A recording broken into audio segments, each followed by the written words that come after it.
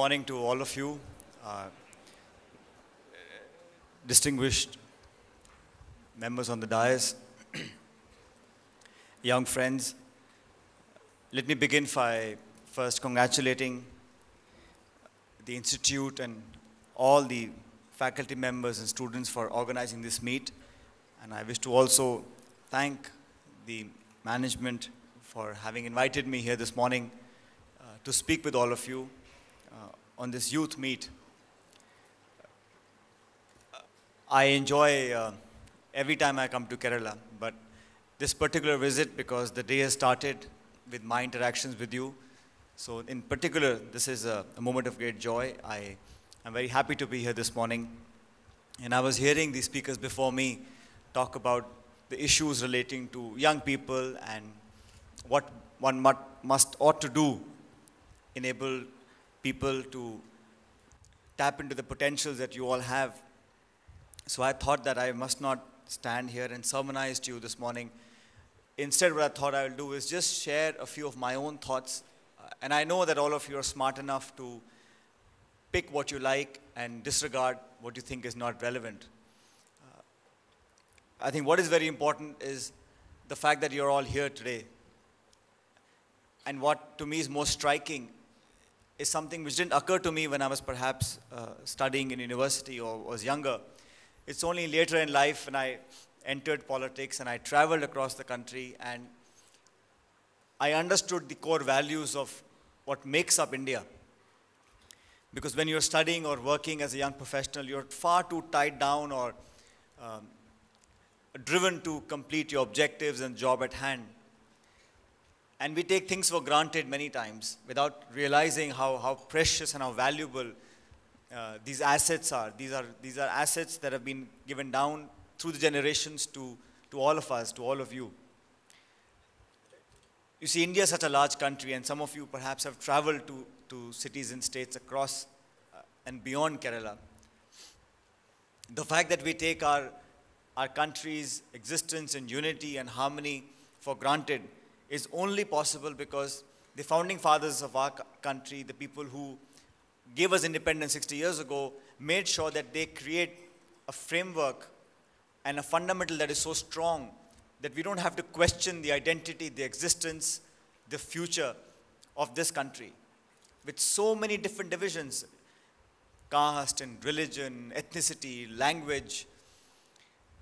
And if you travel across north and east and west of this country, you will see how different all of us are, and yet how united all of us are.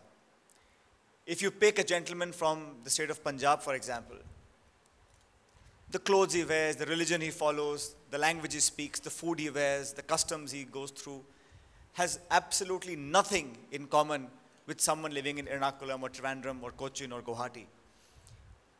But the fact that we still feel as Indian and as bound together, without ever questioning the fact that he or she is so different to me. That, I think, is the greatest asset our founding fathers have created for us in this country. And we as young people must not, and I repeat, must not falter from that line of thinking and line of action. As young people, all of you are going to study, get your degrees, do well in life. So many more options open for you today than they were 10 years ago. While you move ahead, pick up jobs, do businesses, get employed, give employment, like Mr. Reddy was saying. While we do all of these things, there is so much latent potential within our own communities, within our own homes and our families and people we know, that we've got to be able to leverage that. India deserves to be amongst the top countries in the world. And I have no hesitation to say that we have not yet really achieved that. We have made tremendous progress. Remember, 30 years ago, 25 years ago, India was not even in the reckoning. When there were discussions on global issues, on economic issues, on geopolitics, on how the world ought to shape, India's presence was there, but was not effective. Today, India's footprint is much larger than it ever was in our history. Therefore, as young people, as people who have the most productive years of your life ahead of you, we've got to take into consideration what are we doing for ourselves, what are we doing for our society and for our own communities where we live. A few weeks ago, I had the opportunity to visit Vietnam. And all of you know that there was a long war, the American war in Vietnam. And the kinds of atrocities that were committed in that country are unspeakable. The entire country was almost leveled. In fact, I was reading in one of the museums that the amount of ammunition used in the Second World War, the entire ammunition used in the Second World War, in Vietnam alone, 1.5 times that ammunition was airdropped onto that country, and people were disabled, maimed, killed, butchered. The entire country almost came to a standstill. And when the country started to pick up the loose threads that were left, I asked one of the people there, I said, what was the first thing that the country decided to do? And the gentleman said that we realized that we have to start from scratch. And that means we have to make our young ones go back to school. So for 2 years in that country, I'm told, they shut off all colleges and all universities. All students and all faculty members in these colleges and universities were asked to go to the villages and small cities and start primary schools. And for 2 years, in just 2 years, the entire educated students and faculty and everybody else got together, and in 2 years, they had 100% catchment in the entire country, and they did nothing else but to teach primary students starting from class 1. And they rebuilt that nation from that time onwards. That is sheer commitment, not by the government of that country or by the political party. It is the nation's consciousness that was stirred, and this led to a movement where everyone, people like you, said, we will not do studying anymore, we will not go for our jobs, we will go back and teach these young boys and girls who've lost everything, homes, villages, schools, and to rebuild a nation like that. That sort of spirit is something that we need to have within ourselves to be able to realize the true potential that this nation has. A very large country with so much to offer. But when you say development, when you say growth, is it just foreign reserves? It is just GDP numbers? Is it just the amounts of money you make every month, every year? Is it the cars you drive? I think that's peripheral. What is more important is, do we have hungry children in our country? Do we have quality education? Do people have to beg and borrow to treat their near and dear ones when they fall sick? The basic human dignity has to be given by the standards of life that we offer to our people. I'm not here to debate about the politics of this country, because that all of you see on television and newspapers all the time. But it's more pertinent to understand that the end objective of everyone who's in public life, who's in social sector, who's a businessman, who's an entrepreneur, who's a professional, the ultimate objective is, of course, having a good life for yourself and family, but also to be aware that we live in a society, we live in a country, and ultimately, you can do the blame game, you can find faults, you can point fingers. Ultimately, all of us are responsible. If this country does not move ahead and progress in the way that we want it to do, then we all have to share the blame. But I make it very clear, the primary responsibility of which way the country is headed, the direction and the way forward, the primary responsibility lies on the policymakers. And I am in government today, and I have been for the last 3.5, 4 years. I've been in parliament for about 8, 9 years. And I've seen this. There are 40 parties in parliament. We have different ideologies, different backgrounds, different way of thinking, different way of achieving our targets. But which political party can say that I don't want any child in this country to get educated? Which political party can say that we don't want to fight against hunger and poverty? Which political party can say that we don't want to realize the dream of Vivekananda or Mahatma Gandhi? No political party can say that. And that's why I keep saying in many platforms that for all of us in politics, we should do developmental agenda, delivery, work for the people 80% of the time. 20% time we must do for politics.